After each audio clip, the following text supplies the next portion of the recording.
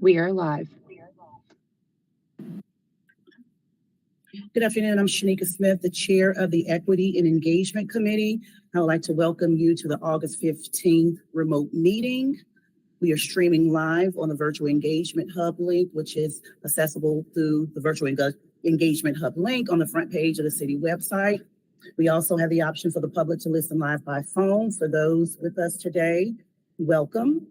For today's meeting, we have the option for people to call in and comment live during the meeting. To call in and comment live, use the number 855-925-2801, meeting code 2689. Your phone will be muted. You will hear the meeting live. At this point, speakers will need to push *3 to enter the speaker queue. I'll now go through and introduce all of our committee members and staff who are participating virtually. Heads up, Councilwoman Turner will not be joining us today. I'm going to do a roll call for introductions. Councilwoman Kim Roney. Good afternoon. Assistant City Manager Rachel Wood. Good afternoon. Director of Communication and Public Engagement, Dawa Hitch. Good afternoon, everybody. Director of Equity and Inclusion, Brenda Mills. Good afternoon, everybody. Equity and Inclusion Analyst, Elena Schmidt. Hello, everyone. City Attorney, Brad Branham. Good afternoon. And we also have other guests who will be introduced later. Again, welcome to the meeting. We'll go into our agenda. I'm going to pull my agenda up. Give me just a moment. All right, do I have a motion to approve the minutes for June? So moved.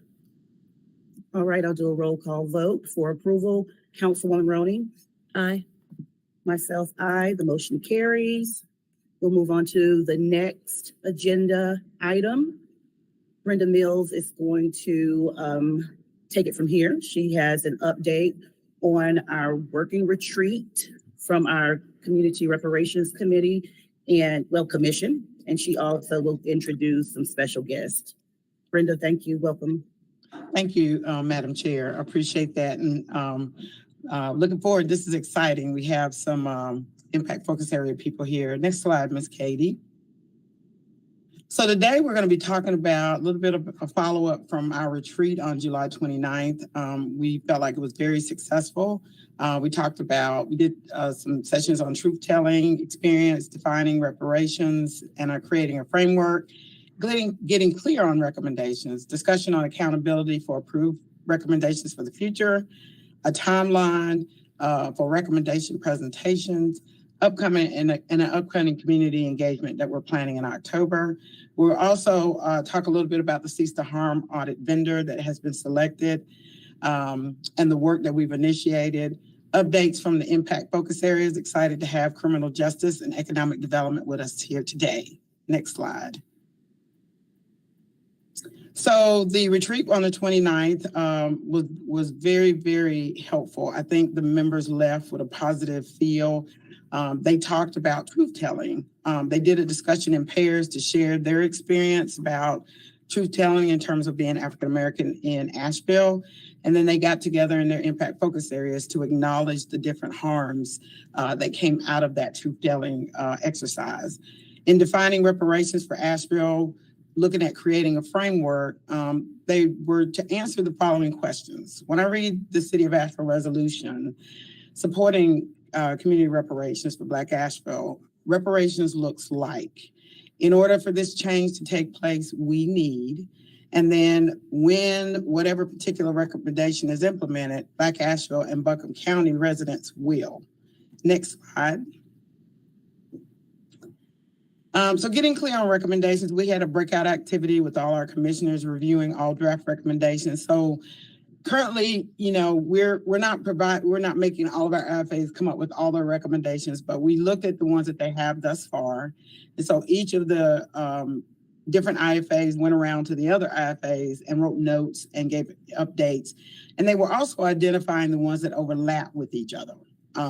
So education saw some overlap with economic development, criminal justice with education. The session following led by the IFA facilitators they worked in their individual groups about the overlap, continuing questions that they have, and how they will determine short, medium, and long-term recommendations. There was discussion on accountability for approved recommendations. So what we're talking about is once the recommendations are approved by City Council and the Board of Commissioners, who will ensure that these recommendations are getting done? How will we report back to the community? So they're talking about in consideration of a best structure for accountability and sustainability, how they work with the city and county, and then the development of a recommendation for accountability. Next slide. So the recommendation timeline is here. August through September, we're going to be looking, the project manager provided us a feedback process. We're now looking at the current recommendations that we have between now and September 15th, I believe the date is.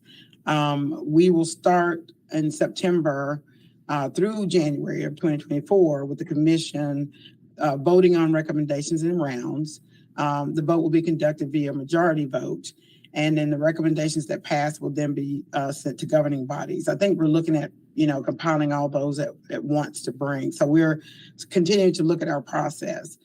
Then February through April, we're going to be looking at recommendations passed by the CRC to be compiled and presented to city and county governing bodies and shared with the wider public. The project manager will lead the development of the reparations action plan. Next slide. And then we have an upcoming community engagement, which we're excited about. We're looking at the week of October 2nd. We'll have a showing of Asheville in Black, which is a film that has been going around in the community, which is really great about the history of African Americans in Asheville. We're also going to be showing The Big Payback, which is a documentary effort to look at the Evanston, Illinois process for doing their reparations. And then we're doing this in partnership and very excited to partner with UNCA's Africana Studies, Office of Multicultural Affairs, and the Center for Diversity Education. So we're really excited about that. We got big planning going on. We're going to be meeting each week to talk about that. We're looking at having panel discussions after each of the films. We're also going to be having food trucks and things of that nature. So we're hoping to make it a big week of community events. And we're avoiding church night. So we're looking at a Monday and a Thursday for the viewing of the films, and then the summit on Saturday. Next slide. So yeah, the evaluation team for the audit, consisting of city and county staff, and the 4 Community Reparations Commission representatives, chose Carter Development Group, LLC, as our vendor out of Florida. The CRC was provided notice of the selected vendor on July 27th, just prior to the press release announcement. The interlocal agreement with the city and county to share the cost of the contract was approved by the commissioners on July 18th and the city council on July 25th. The initial meeting with the vendor was held in August. Carter Development Group will attend the August 21st Community Reparations Commission meeting, along with spending the day meeting with staff, our data team, our city and county leadership. So we're really excited about that, and they're really excited to come on board. Next slide. So today, another exciting part, you always get to hear me do an update, is our commission is divided up into smaller work groups we call impact focus areas. Those areas, those impact focus groups also include subject matter experts from city and county and beyond, members of the community together to discuss harms being done in their respective areas, and to brainstorm about recommendations in the areas of policy, projects, and programs to address those harms. Next slide. So today we're going to hear from criminal justice and economic development. Next slide. And I'm going to go ahead and introduce the criminal justice impact focus area. Dee Williams is here. She's an IFA criminal justice representative for the county. She'll be our speaker today. The other members of the commission are listed there. And we also have Salam Anaya Merritt, who is the IFA facilitator. So ladies, you can take it away. And next slide. Yes, thank you. Dee, why don't you go ahead and get started? Okay, thank you, and good afternoon to everybody. I'm happy to be here along with our other members of the Reparations Commission and the staff that works with us. Let me just say that the Criminal Justice Group basically has made quite a few recommendations as a group For instance, eliminating racial disparities. Some of them are very ideal, like in the court system. Those disparities that are there, I believe the county has a MacArthur Foundation grant in which they are beginning to amass data to chart, first of all, the harms are there, but seeing how those harms are going to be reduced. They've been actively doing that. And also in alternative investments rather than incarceration and jailing, diversion programs are what are going on now in Buncombe County. And we're also encouraging them to use as much data as possible so that we can see tangible outcomes. There are also, and I keep saying, a lot of recommendations that we made so far that we have really no control over, that the state legislative branch would probably have to be deferred to. Things, for instance, like eliminating racial disparities in the courts, increasing the number of Black people specified in the diversion programs. You're going to hear a lot of that. And I think as time goes on, what we're probably going to have to do, and I understand how we're trying to be intentional about citing Black people and having maybe be it more culturally appropriate, but we're going to have to find a way with legal to not get into a reverse discrimination procedure. Also, we wanted to just emphasize too that 58% of the referrals that come for juveniles come from out of the school system. We initially put a priority on the school to prison pipeline. I did want to emphasize that. There are 16 areas in the North Carolina Department of Public Instruction where it's mandatory that the cases be referred to a SRO, a school resource officer. That I also have and did pull up some statistics for you, which is why we got so, I guess, so not enamored, but just concerned about the way things were going.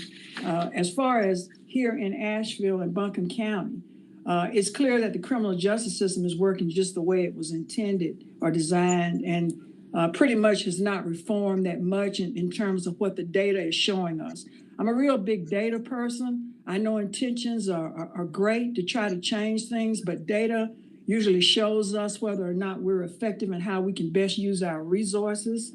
The office of, go ahead. Ms. Williams, we're going to have to cut that short. We've got to finish up with economic development, and then we've got a few other items on the agenda today. We really appreciate you doing that. Thank you so much. Thank you. Take care. We appreciate you being here. Bye. Thank All right, you. Katie, next slide, Katie.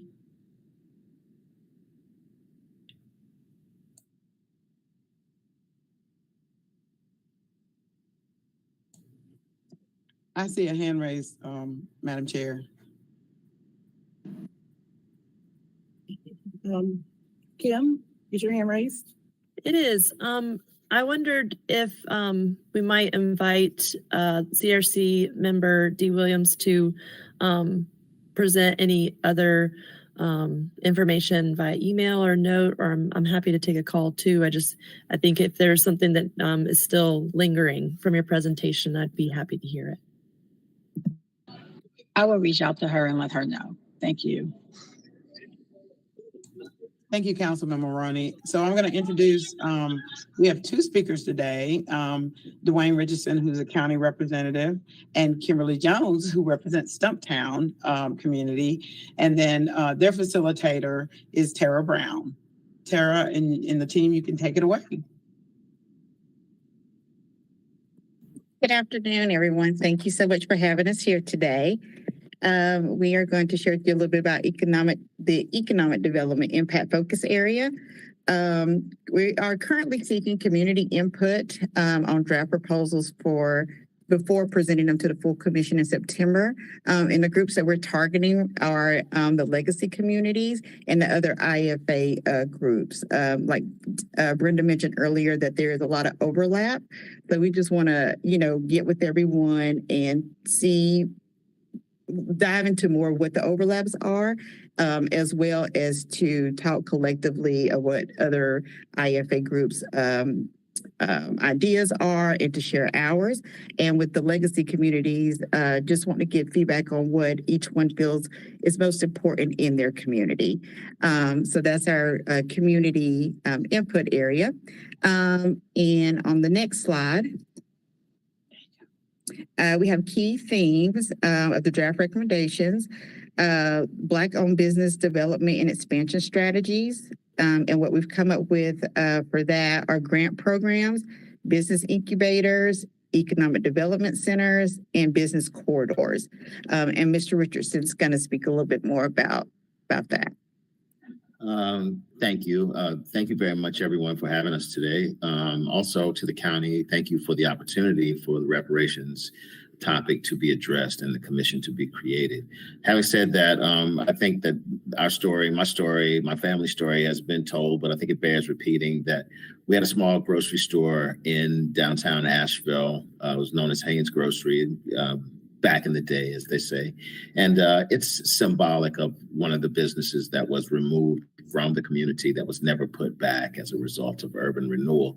And so economic development is trying now to return some of those businesses to the community. And a lot of our focus has been on trying to accomplish that and doing things that would support Black businesses as they come back into the community. So therefore, you see the recommendation of business incubators, potential grant programs, economic development centers, and to literally go again to create business corridors. So economic development, we focused hard on that. In many ways, I'd like to give a shout out, as they say right now, to Mr. Branham. He's been helpful in helping us to formulate ideas that would be worthwhile and sustainable. But our focus has been, Dwayne Barton has been essential in creating some of the ideas. Some of the things that will be presented by us have been ideas that have long been pushed and trying to get accomplished. And so without me, given that we have a limited amount of time, I think that the recommendations that you see that we've put forward, those are the things that we're focusing on. We feel like we're making progress towards our recommendations. And if there's something that others would like for me to add, Kim or Tara, please say so here, but I'll defer to them. But those are the things that we focused on, and we feel good and that we are making progress towards our recommendations. Thank you so much to both the IFA teams for coming today. We know the time is very limited. What we could do probably in the future is we're going to be having our recommendations more fully fleshed out, and we'll be providing those as the months go on. Next slide, Ms. Katie, and then I'm going to finish up. So our key takeaways today, we did an overview of the CRC retreat from July 29th. Really feel like it was very successful, very positive. We came out with some good themes and good ideas, especially around accountability, sustainability of recommendations, and a framework for reparations. We did pick the vendor. We're really excited to get started with them. We met with them last week, and we meet with them tomorrow.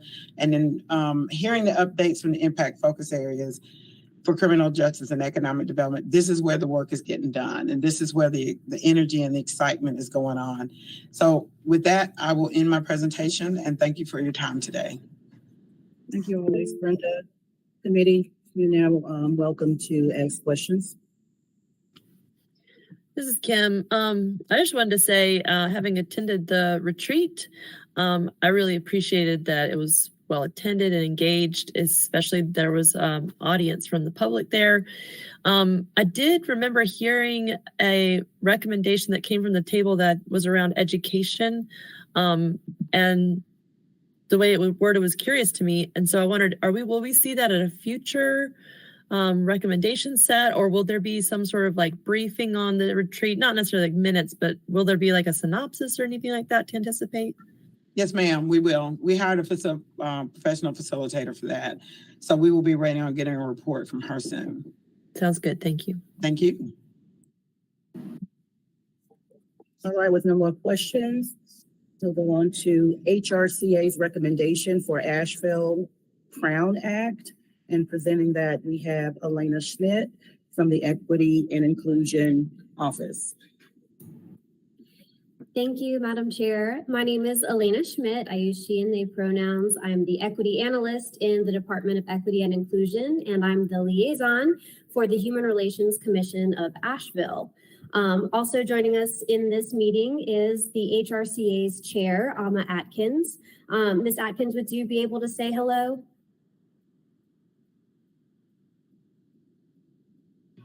Hello, everyone. Thank It's you. been very, very educational. Thank you. Thank you, Ms. Atkins. So very recently, the Human Relations Commission put forward a recommendation, and that's what we're presenting today for the committee to consider recommending to council. Next slide, please. So a little bit of background information. The HRCA's recommendation is related to protecting natural hair and hairstyles and hair textures. And this was inspired by some movement in the North Carolina General Assembly in 2021 and 2022 around the NC Crown Act, which was intended to prohibit employment discrimination based on traits historically associated with race, hair texture, or hairstyle. Another important component to consider is that the city of Asheville already has a non-discrimination ordinance, which includes protections for hairstyle and hair, natural hair. Next slide, please.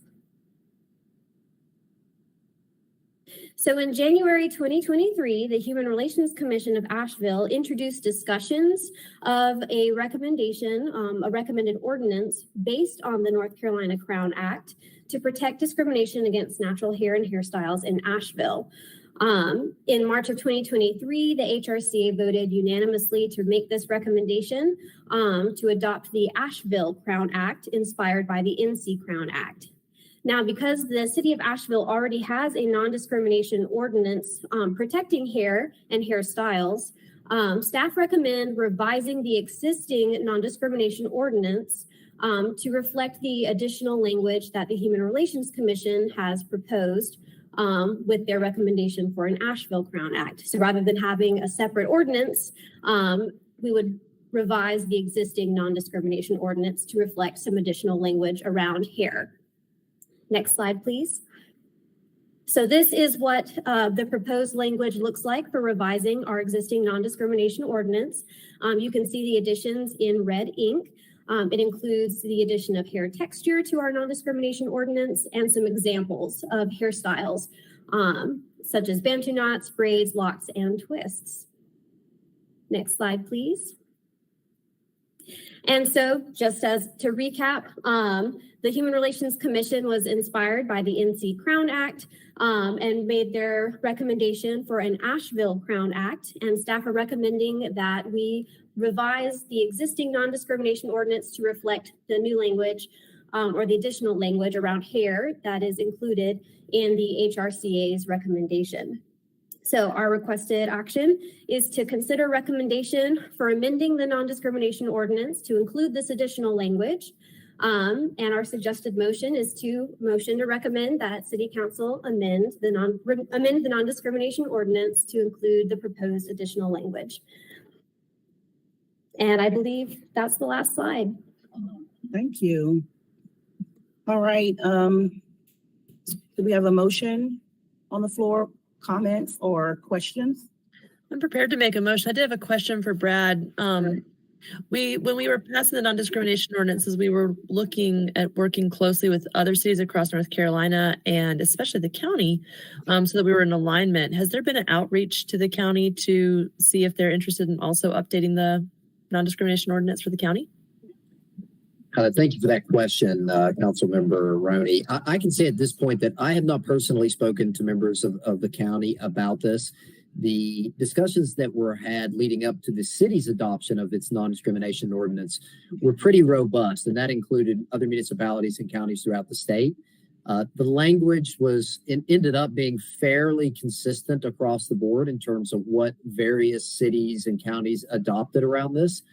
The current proposal would take that one step further, but we haven't reached out specifically to the county on this, at least from my office. Okay, that informs my motion. So move to recommend that the city council amend the non-discrimination ordinance to include the proposed additional language regarding hair texture and examples of protected hairstyles, and also instruct staff to reach out to the county and invite a consideration to move together on this.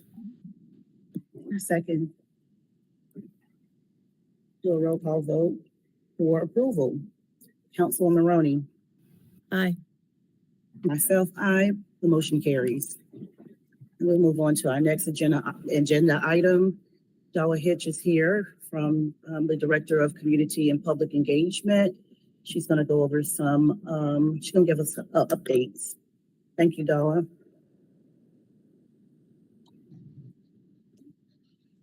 Thank you. It's great to be here today. I appreciate this opportunity to give an update on the community space upfit component of the city's Inclusive and Accessible Government ARPA project.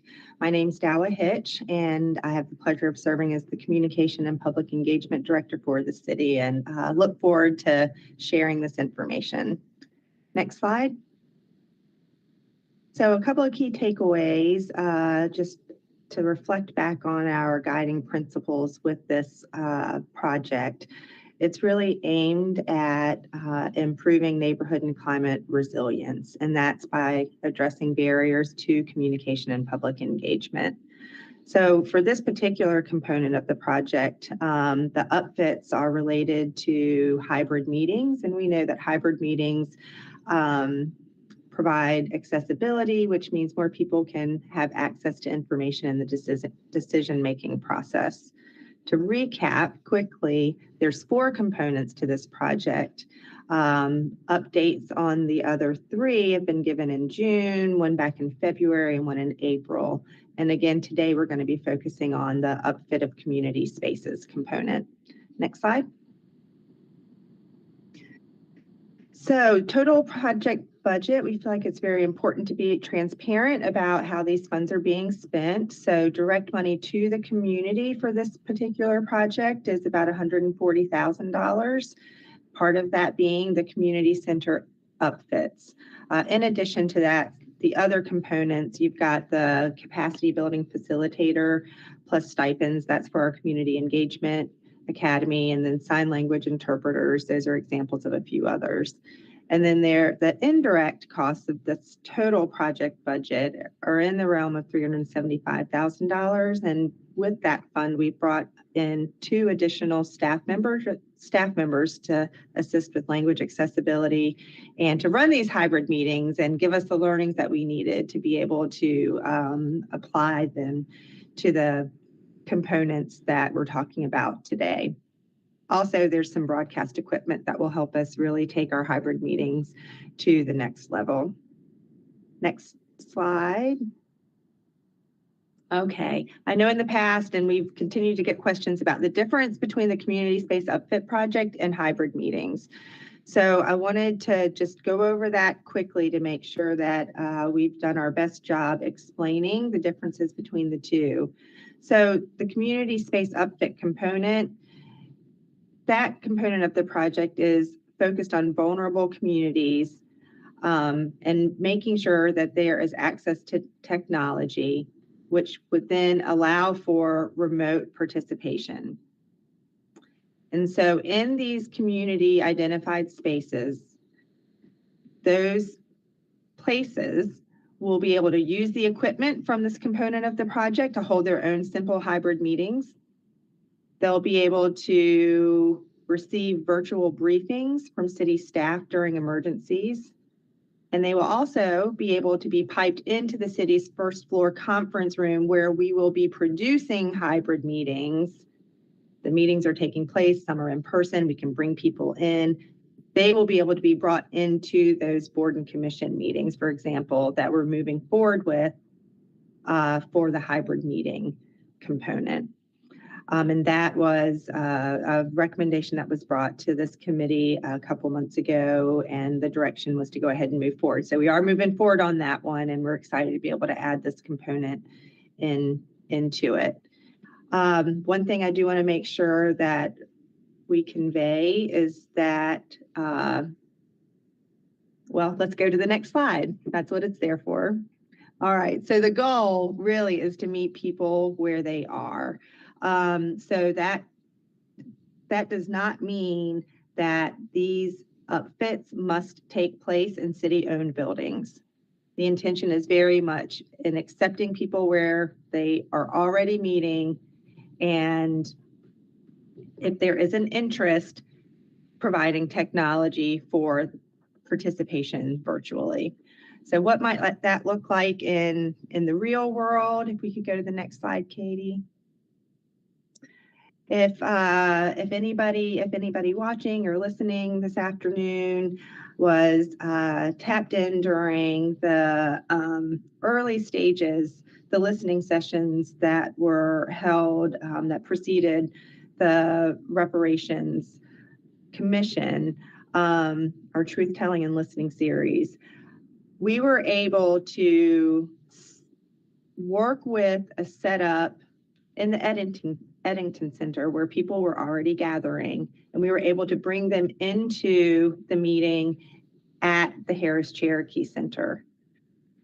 That way, childcare, transportation, just pure time, right, that it takes to be able to participate were addressed, and voices that may not have been able to be heard were able to be heard in that speaker series. So that's what we're looking for. That's what we're looking for. Where are those other places where people are meeting, and where we can pipe them in to decision-making meetings, such as boards and commissions or city council committee meetings. So another example of how this community space upfit project component of the ARPA project can be supportive of our neighborhood and climate resilience is in the update of the emergency operations plan. That's something that's taking place right now. And we will be keeping a log of where this equipment is, and if there were some type of event, let's say where there were a number of downed trees and it was hard for people to get in and out of their neighborhoods, this could be a way where information from our emergency management function could share information with neighborhoods as far as what the emergency response is or learning what the needs might be. Next slide. All right, so how are we choosing? How are we choosing who is eligible for these upfits? We're going to be leaning into, in partnership with our sustainability department, we're going to be leaning into the climate justice map that has been put together that identifies different neighborhoods, different areas where within the city where neighborhoods are vulnerable to climate impacts. So on this map, the ones that are in yellow are the ones that have the highest vulnerability. So that's where we're going to start. Rather than opening up a process where we invite everybody into the city, we're really going to pay attention to where the need is and go to those communities, engage with them, learn if they are interested in this opportunity, and then we'll move to the next layer.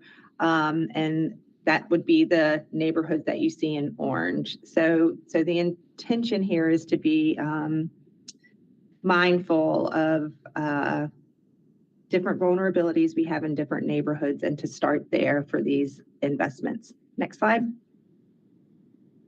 Timeline. So this month we're working on our internal engagement. In September, we'll be engaging with neighborhoods. In December, we look to announce the 5 spaces that will receive the upfits. And in June of 2024, all of the equipment will be installed and neighborhood leaders will be trained on how to use the equipment. And so when I'm talking about equipment, it's really going to be based on what the community needs. We're not prescribing. We will certainly suggest some technical equipment based on what we've learned through our own implementation of those hybrid meetings. But it could be televisions, it could be cameras, telephones, laptops. It could be potentially generators to make sure that those things can run. It could be chairs if they need that for some type of meeting that they're having. So we want to make sure that there's some flexibility and appreciate that we have that flexibility with these ARPA funds. Next slide. All right, so the total project budget for this component, $75,000. So we're looking about $5,000 for 3 different spaces, and then up to $30,000 for 2 spaces. So this is an estimate. Once we better understand what the needs are from the community, there may be some adjustments in this area, but this is what the original budget was. Next slide. All right, so back to our key takeaways. This is another component of the ARPA Inclusive and Accessible Government Project. And we're looking to address some needs to build resilience for both neighborhoods and climate resilience. Hybrid meetings improve accessibility to information and decision making. And this is one of 4 components of that project. Next slide. That concludes my presentation. I'm happy to answer any questions from the committee.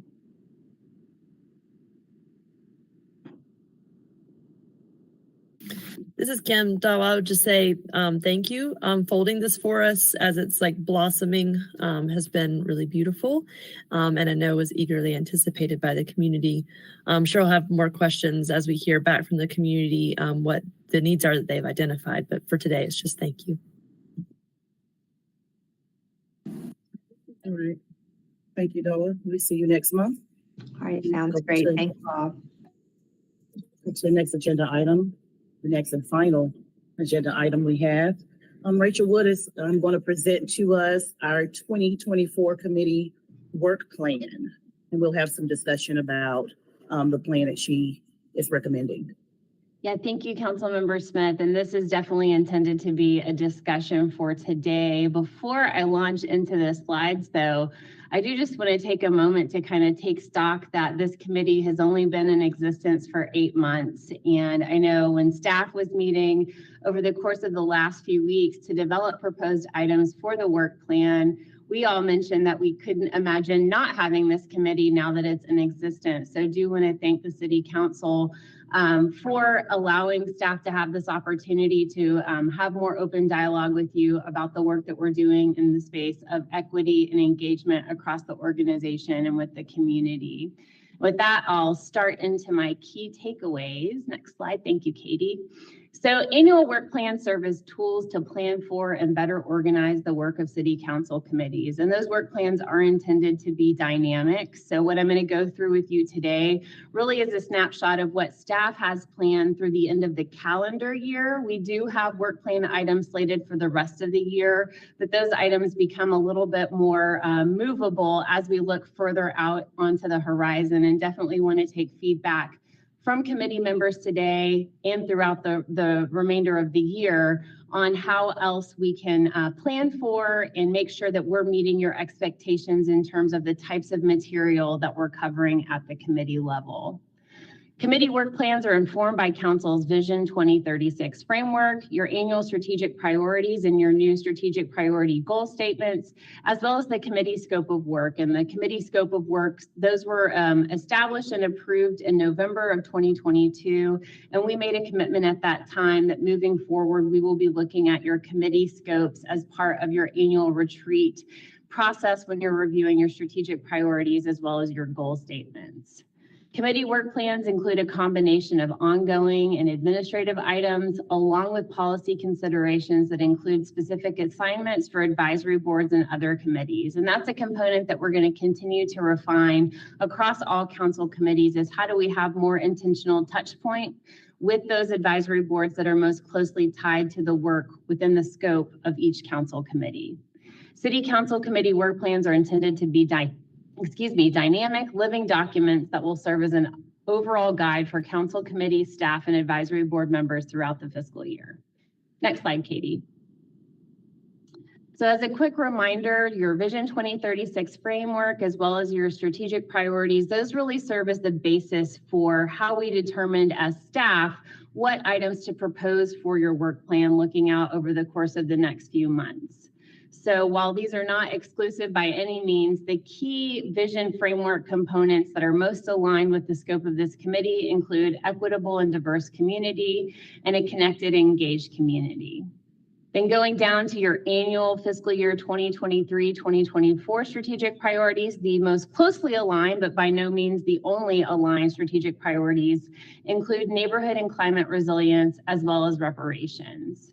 And then looking at those two strategic priorities, the two goal statements associated with those priorities include neighborhood and climate resilience, which are prioritize resources and capacity across our climate and sustainability plans to maximize impact. And then the goal statement for reparations is maximize collaboration with the Community Reparations Commission and partners to effectively implement short and long-term recommendations and grow reparations investment by increased funding and continue to look for more revenue sources and partners. So you saw today hearing from members of the Reparations Commission, as well as evidence by our Standing Reparations Commission update that Brenda leads, that we really are trying to be intentional in making sure that we are hitting those key goal statements and how we structure and propose future agenda items for this committee. Next slide, please, Katie. So then looking at the scope of work, which I mentioned was adopted at the end of calendar year 2022 for each of the council committees. The scope includes the Equity and Engagement Committee will review policy updates and make policy recommendations that ensure fairness and equity in the provision of city resources and livelihood needs of all community members and groups, and an equitable community that provides community members with the opportunity to be informed and engaged in the policy-making process. Next slide, please, Katie. So I'm not going to read through these, but as a part of the scopes of work that were approved in late calendar year 2022, we included some examples of key policy topic areas. We got feedback from all of the department directors as well as community members on what we should consider including. This, of course, is not comprehensive. Committee work is dynamic in nature, but we did use this list to inform some of the proposed work plan topics that we have slated for upcoming committee agendas. Next slide, please, Katie. So advisory boards, again, the work of advisory boards is multifaceted. Their scopes are relatively broad in some instances. And so what I have listed here is by no means an exclusive group, but we did identify those advisory boards that do have the most connectivity to the scope of work, as well as the strategic priorities that are aligned with the work of the Equity and Engagement Committee. So council advisory boards with direct ties to this committee include Human Relations Commission, as well as the Neighborhood Advisory Committee. And I will note that we did hear last year annual report presentations from those committees, and we're going to work on how do we have more meaningful engagement at the policy level. A great example of that is the action that you just took on the Crown Act, which is a recommendation from the HRCA. And we want to make sure that we're a little more intentional moving forward in how we structure the work plan from the committee down to the advisory board level, just to provide some predictability and make sure that we're planning accordingly in achieving the policy goals of this committee.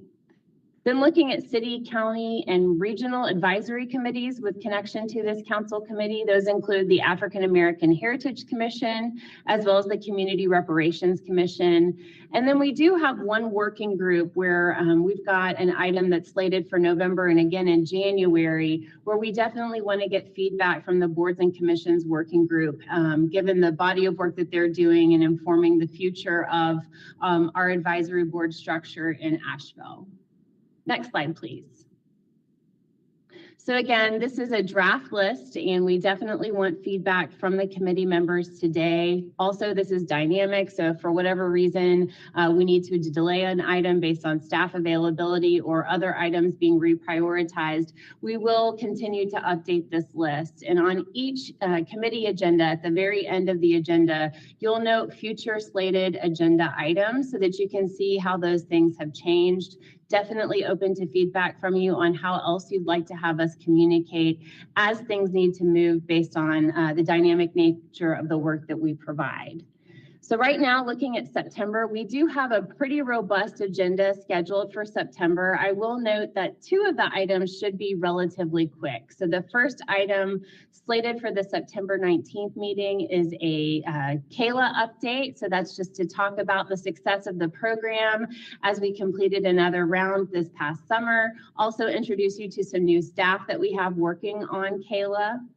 Then we've got our Standing Community Reparations Commission and Cease Harm Audit Update. And I'll just note, I'm not going to read that for every month that we're going through, but that is a standing agenda item that we plan to have until well after the the recommendations from the committee, as well as the audit recommendations come out. So that is intended to be an evergreen item that we will have some sort of update and touch point with this committee on a monthly basis for the foreseeable future. Also in September, we've got an equity action plan update. This is a great organizational work plan project that the equity and inclusion team is leading, but definitely touches on the work that we do across the organization, ensuring that we are equitable in our operations. And then you'll receive an update from our Community and Economic Development Department on the Strategic Partnership Grant process, picking up where we left off last spring with the remaining funds from the pilot program and talking about the process moving forward.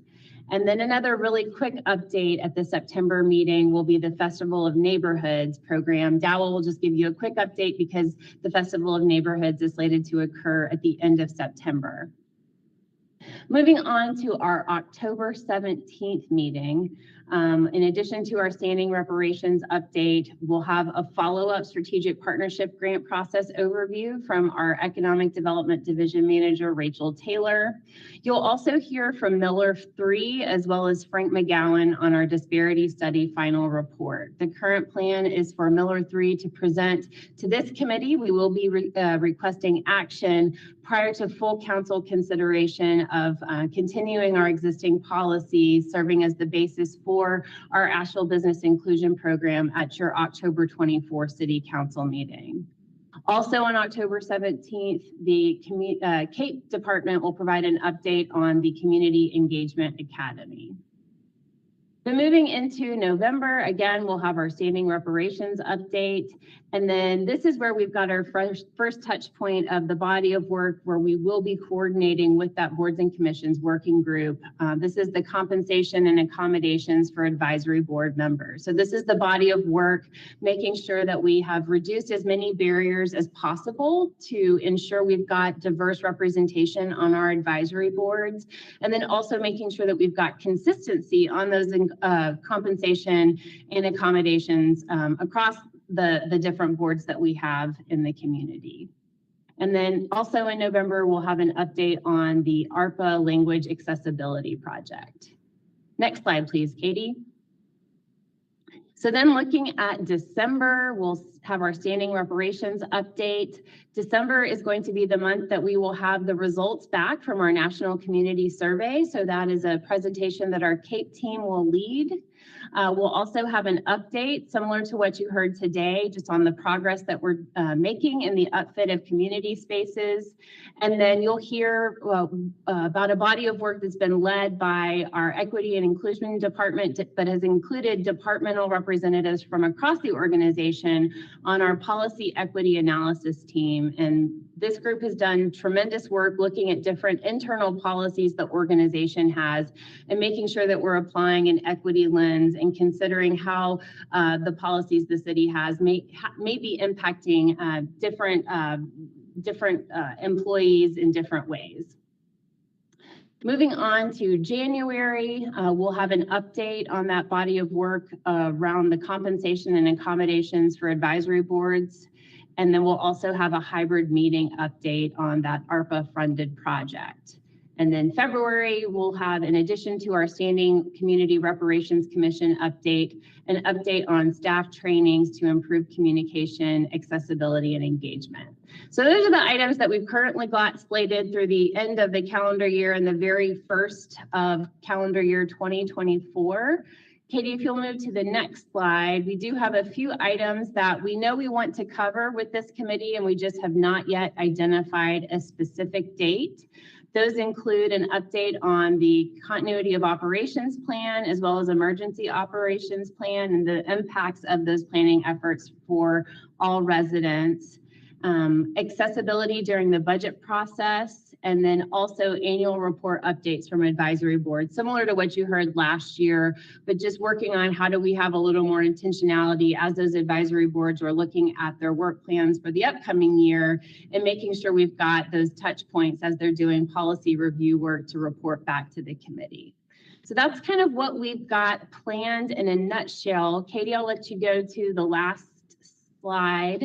So next steps, of course, we're seeking feedback from you today. We can, of course, come back based on any feedback we receive from you today, where we may need to make some tweaks even on what we have planned for the upcoming months. Staff, based on the feedback we received from this committee, will then work on providing updates to impacted advisory boards, letting them know that we do have some work that we want to better coordinate with them as we're reporting status back to this committee. At your September 12th meeting, we'll then present any necessary revisions to you. On an as-needed basis, we will schedule advisory board and committee report outs to the Equity and Engagement Committee, and then we'll review planned agenda items and adjust your work plan as necessary. Again, this is intended to be dynamic, and this is just to facilitate that advanced planning, ensuring the body of work that we're bringing forward to you is aligned with your strategic priorities and is ultimately moving the needle in the areas of equity and engagement across the community. Annually, we've slated for you to have annual report updates from advisory boards that are most closely connected in their scopes to this committee. And then I believe the last slide is our key takeaways. So just a quick reminder, your work plans are intended to be dynamic living documents that serve as an overall guide for this committee, as well as staff that support this committee and advisory board members throughout the fiscal year. And with that, I'll take feedback from you all and appreciate the effort of all of the staff that helped facilitate some of the advanced planning as we worked on those draft items that we just reviewed. Thank you, Katie. Thank you, Rachel. It's a lot of great and important work, progressive work that we have on our work plan. I have no questions or any recommendations for changes with our work plan items. I'll open up the floor to the committee for their feedback. Thank you, Chairwoman Smith. This is Kim. I had a couple things. One, I just wanted to say thank you for the strategic partnership funds coming to us as a high priority at our next meeting. Especially because we've set the goals of addressing racial opportunity gap in our schools. I am curious about, I know we're having a conversation about facilities assessment, and I wonder if there's a way that that could fit into our work plan for review. What I'm thinking of specifically is like when we had a crisis of water outage in South Asheville, I know that there were community members that were convening in the Shiloh neighborhood to share resources. And it made me think not just for like times when there's extreme cold temperature, but also when we're seeing across the country extreme hot temperature.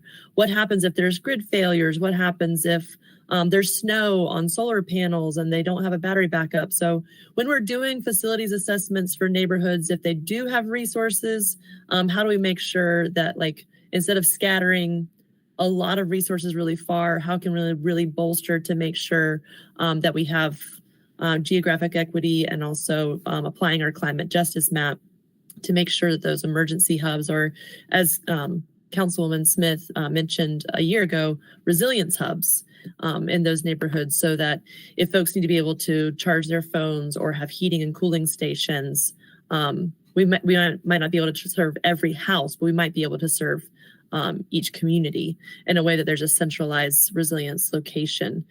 So I'm not sure if that can fit into our facilities assessment. Well, if we are going to look at it, Burton Street, for example, has solar power panels, but what happens if it snows? So do they have a battery backup? Those kinds of examples, I think, might help our neighborhoods to understand what we're talking about with some examples of why we need resiliency hubs and how important it is when we have emergencies. So that was one of the curiosities I had about if we could loop that into our work plan. Sure. So I guess in short order, I could say, yes, we can certainly provide updates on specific facility enhancements. I do know that Walter Ear is planning a work session for council to provide a general update on the facilities assessment, talk about where we are. But then we do need to look at, after the facilities assessment report is finalized, council has received it, of course, then we're working on implementation. Some of that will be looking at our capital planning components, but then to your point, Councilmember Roney, how do we better engage the community as we talk through those resilience components, particularly for community centers and other city facilities that have high touch with our residents. So that's something that we can certainly talk through. I can certainly get with Bridget and get her feedback as well as talk to Walter on. So I'll note that as a pending future item, and we can just, as things start to progress with that facilities assessment, talk through what specifically would make sense to come back to this committee on. I would love to hear that I'm sorry. I would love to hear that conversation around the same time we talk about preparedness in our emergency operation plan.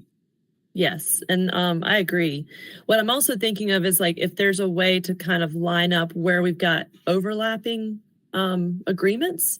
Like let's say that we have an adopted neighborhood plan and then the same solution is also addressed in our climate justice initiative and the issue is addressed in our emergency action plan, then we should be able to communicate and like show that we've achieved, 3 needs at one time. I imagine there's going to be some overlap, but that might help with our facilities assessment. And then I was thinking about what Dawa just presented with the neighborhoods that we're going to make investments in those, being able to have meetings in the public and meet the community where they are.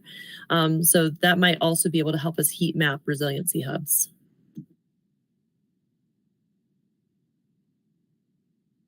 The other curiosity that I have is I was thinking about, as the liaison to the homeless or the HRCA, Human Relations Commission, but also the Neighborhood Advisory Committee, a lot of times we're waiting for their work and report to come to us.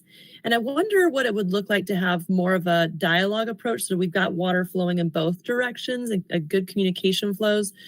Might we consider a process of sort of like what HCD is doing with affordable housing, is sending forward requests for our advisory boards to look at things with us. And that way it's not just one-way communication and reactionary. I don't know. I know it's just 2 of the 3 of us here today, but that's like a spirit of our work plan more than a thing that goes on the list. And that's definitely where we're wanting to go. I know at this level, we have been kind of more reactive in terms of the types of policy items brought to this committee. But if there are key policy areas that you are wanting as a committee to look at, then staff can help identify where would it make sense to have an advisory board provide input and feedback as those policies are being refined, and then report up and have that bi-directional dialogue where we have, to your point, Councilmember Roney, had a lot of success, particularly with the Affordable Housing Advisory Committee and the body of work that they've done in assistance to the Housing and Community Development Council Committee. Okay, well then, for example, it's already on our September agenda. But you've got things like the Equity Action Plan. Does that need to go to HRCA? Does the Festival of Neighborhoods? I already know that that's going to Neighborhood Advisory Committee because they're organizing it. So I kind of know we've got like a 2-way street on that.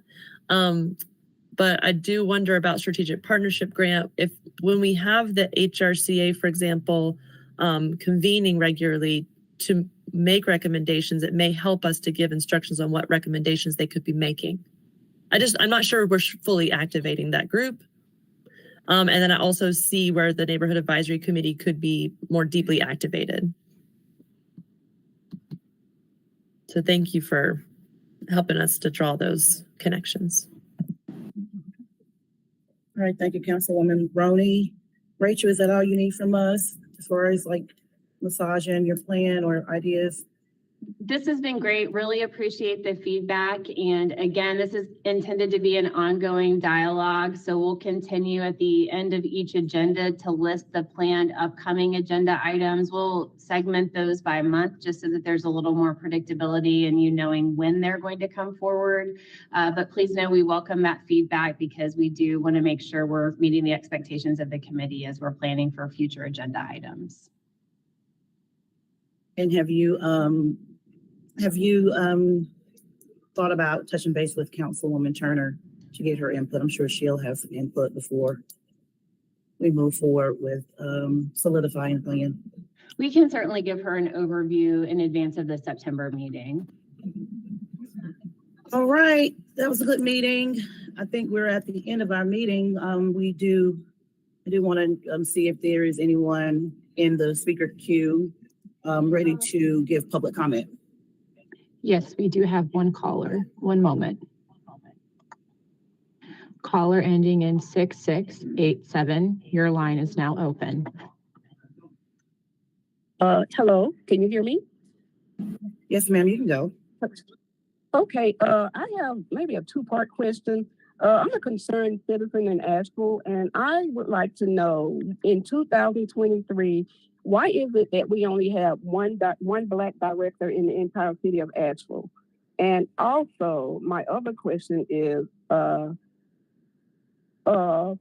what is it going to take to make the hiring process more inclusive for Black women in the city? Because I'm quite sure there has to be a lot of qualified candidates. And also, how do you guys, how do you plan to address a lot of the unfair treatment everybody's been hearing about within the city itself pertaining to Black women? Thank you for your comment. And those are very, very important and timely questions. Nevertheless, we don't have a talk back in this forum, but you can submit your questions to us. You can submit your questions to us via email, and somebody would get back with the response. Okay. So do you have the city's email address? So to submit that? No, I don't. I do not. Okay, so we have your telephone number. Somebody will reach out to you to give you direction on the best way to pose those questions in a different point. This is not the place. Thank you. Okay, then. Well, hopefully a point in time will come where it will be the place. But thank you anyway for the information, and hopefully somebody will be reaching out. Thank you. Appreciate your time and your comment. Okay, goodbye. All right. Is anybody else in the speaker queue? One moment. Let me refresh it. Nope, that is it. All right. Our meeting is adjourned. Unless anybody has anything they would like to say concerning any of the items on our agenda on today. All right. See you all next time.